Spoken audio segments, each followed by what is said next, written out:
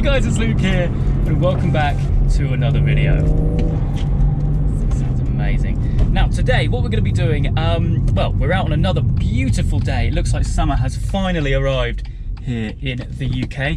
I'm out, of course, in the BMW M140i. I'm out for a little weekend cruise, collecting a lot of flies on the front, seeing as it is so warm. 21.5 degrees, which is lovely. That's what we like to see. Anyway, popping this back into comfort mode.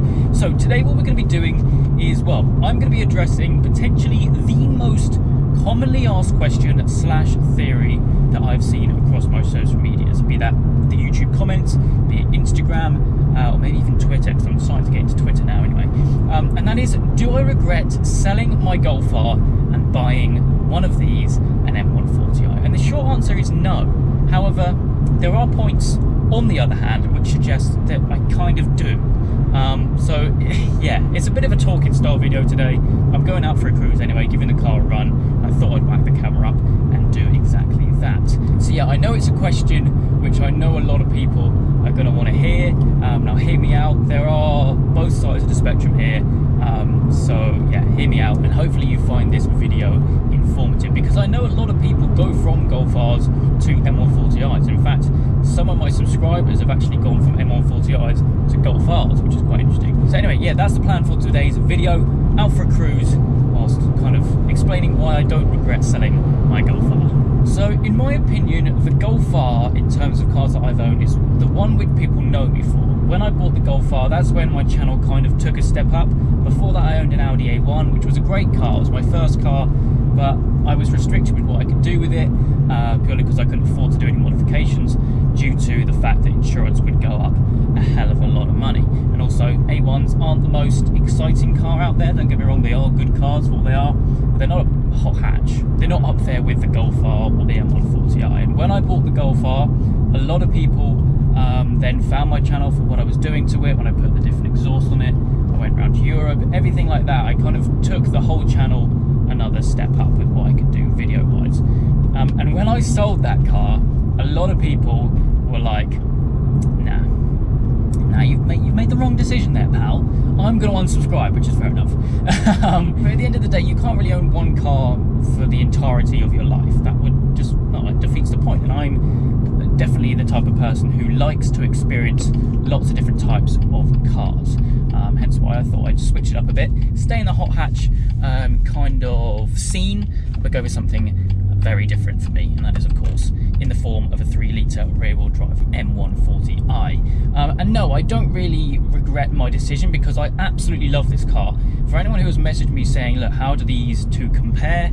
Because believe me, that is another very commonly asked question. This is so much more fun to drive. You've got rear-wheel drive and you've got that extra torque and extra power, so it just feels so much more rewarding to drive. I mean, you've actually got to drive it rather than just plant your foot and just swing through the gears in the Golf R. You didn't really have to kind of watch if the back end's gonna swing out, anything like that. Now don't get me wrong, both cars are phenomenal in their own right. To be honest, I don't think they could really be more different, which is not a bad thing at all, especially for me, when I basically wanted something different when I sold that car. But the point I'm trying to make here is, essentially, I regret every single car I've ever sold, be it the Audi A1 for sentimental value. It was my first ever car. It's where I met my girlfriend in that car, you know, like just little things like that. I do wonder if it is still around. I can't find it on a DVLA check, because I think it's on a private reg. And the same with the Golf R. I mean, there's a lot of sentimental value with that car. YouTube is what I put a lot of time and effort into. It's essentially my second job. And that car, well, the Golf R really made it for me. As I'm sure you guys will agree, because I believe probably 80% of the subscribers came on board from that car. And it was a shame to see it go. But if you did watch the video explaining why I sold it, then you'll know that mileage was getting quite high on the car. Well, I say quite high, it was approaching 20,000 miles. And because I own the car outright, it was a big asset for me. And when they passed 20,000 miles, they basically depreciated a little bit more. And I kind of felt like I had done all the videos on it in a business kind of aspect. It was kind of drying up a little bit. And I also just fancied something different. I'd always loved the M140i, and I knew I was going to stick with a hot hatch when I sold the car. And I never owned a rear-wheel drive car before, hence why I opted for one of these. I would have liked to have gone straight to an M2. That was the initial plan, but I just straight up couldn't afford it, especially the competitions. Those at the time, well, they are still very expensive up till now. But yeah, that was the plan at least. And yes, I do regret selling it. But then again, I regret selling my A1 for different reasons. But it's not like I regret buying one of these at all. I'm so glad that I've done that, even though it is sad to see the Golf R go, like the same with the A1. But it's so good to have one of these now in my life, in the garage, which I can now proudly wear the 14-lap number plate. Now I'm going to interrupt this broadcast from a idiotic cyclist in the middle of the road.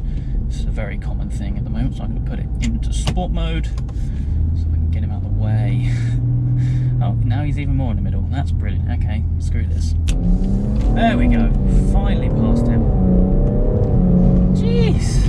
I tell you what, there's so many cyclists on the road at the moment, which is so irritating, especially when you're on a single track road with no way to get around. And he literally cycled straight past a pull-in. Mate, what are you doing? Great. Anyway, back to the point. I know a lot of people kind of read me and my facial expressions whenever I'm around a Golf R saying, like, you so regret selling it. And yes, I do. But at the same time, I don't regret replacing it, if that makes any sense whatsoever. It's a great car, and I will be the first person to ever say that. Maybe one day I'll get back into the Golf scene, maybe even the Golf R scene, with the new Mark 8 looming. I am very interested to at least get behind the wheel of one, see what it's like, and see if it could potentially wear the 14-lap number plate one day. I mean, I have no intentions of selling this car. I have so much more plans for it, and also a pretty exciting plan for this summer, which is going to be completely out of my comfort zone, that's for sure, but one which I think is going to make for some pretty awesome content. So yeah, I'm nowhere near finished with this car. I owned the Golf R for about a year, and this I've only owned for about 6 months or so. I can see me owning it for maybe even longer than a year, just because it ticks all the boxes for me. It's a fun car to drive, it's not too expensive to fill up, although I have burned probably about half a tank this weekend alone. But it's just so fun to drive and just so rewarding. I mean, the Golf R was great, but you really didn't feel like you were driving a car. You just kind of felt that it was driving it for you, basically. And every car has its downsides. I mean, this car isn't the most technologically advanced, just like I'm not very advanced in how I pronounce that word. Is that correct? I don't know. Like, it doesn't have CarPlay or anything. It doesn't have a fully virtual cockpit, but it makes up on it just for the fun factor. You can turn the traction off and you can probably have a lot of fun. So I'm hoping that this kind of does answer your questions and kind of makes it a little bit clearer as to, well, really why I don't really regret selling it, but at the same time I do. And we have another cyclist here. He's flying, look at him. Wow. But anyway, before we catch up to another cyclist, I think I'm going to call it a day there and go and enjoy the rest of this bank holiday weekend, seeing as the sun is out. Yeah, I hope this kind of clears up everything and makes it a bit more apparent as to why I sold the car and why I bought one of these and how I don't regret it, but at the same time I do regret it. I don't know, it kind of makes sense in my head, but hopefully you're going to understand it in the video as well. But anyway, I hope you guys have enjoyed this video. If you have, please do make sure you leave a like